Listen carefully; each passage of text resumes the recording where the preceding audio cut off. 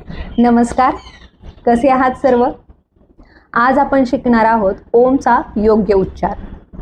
पण त्याआधी मी तुम्हाला सांगणार आहे योगामध्ये ओमचा काय अर्थ आहे आणि याच्यामुळे आपल्या शरीराला काय फायदे होतात.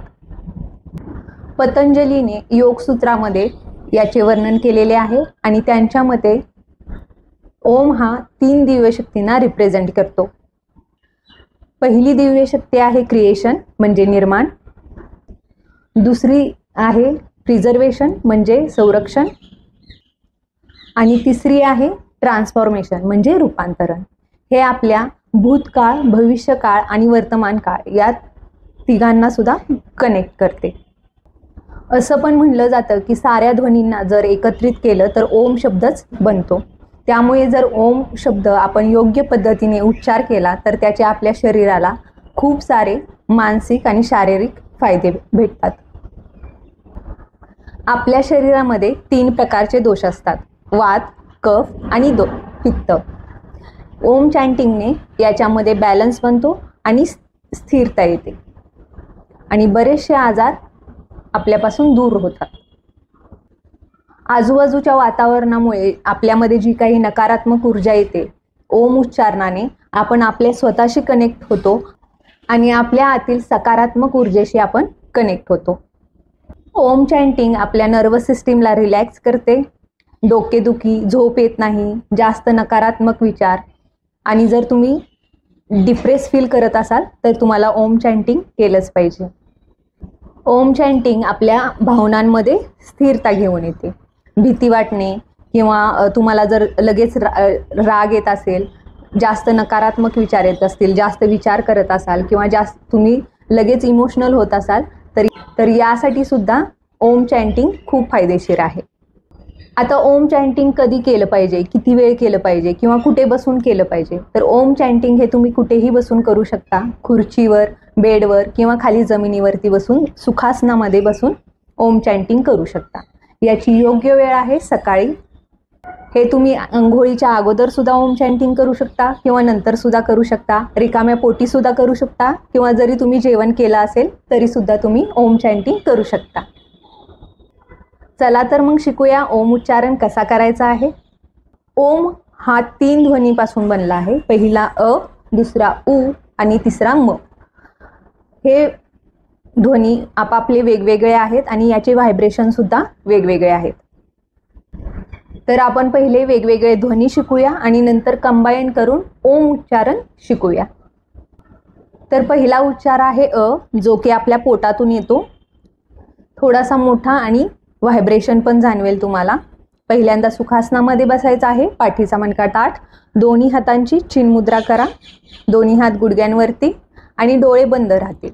श्वास आत घ्यायचा आहे आणि श्वास बाहेर सोडत असताना उच्चार करायचा आहे.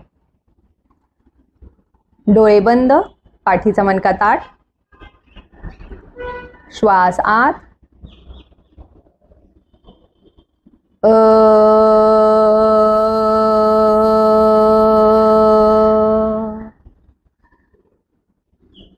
याप्रमाणे अ उच्चार करायचा आहे.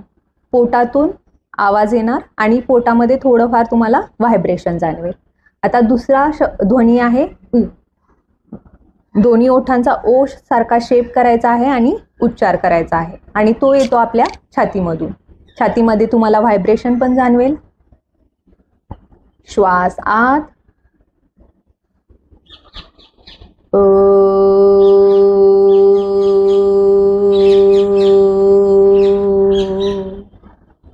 आणि तिसरा ध्वनी आहे म, जो की येतो आपल्या गळ्यातून. हमिंग साऊंड काढायचा आहे याप्रमाणे. श्वास आत,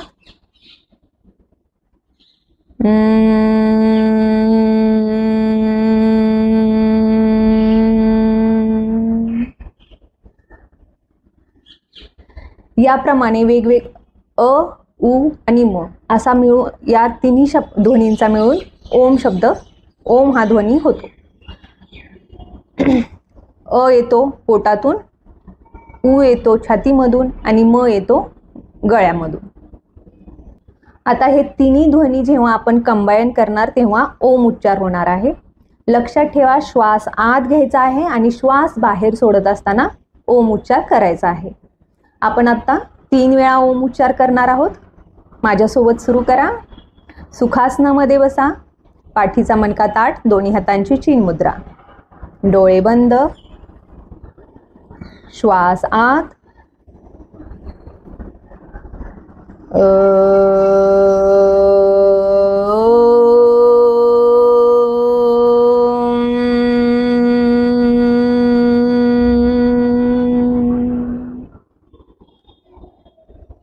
श्वास आत.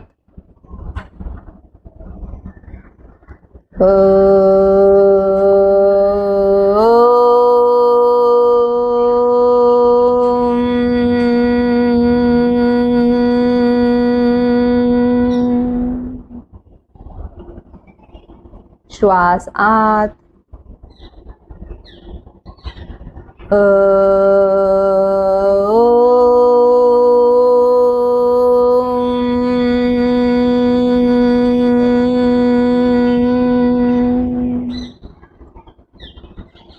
थोडा वेळ या स्थितीमध्ये थांबा. साधारण श्वास घेत राहा.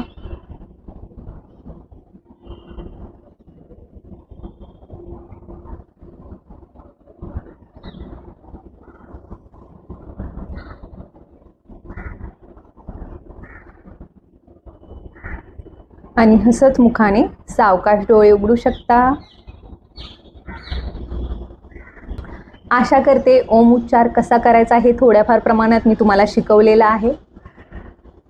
सुरुवातीला तुम्ही 5 वेळा करू शकता, नंतर हळूहळू 10 वेळा 15 वेळा करू शकता, 5 मिनिट 10 मिनिट.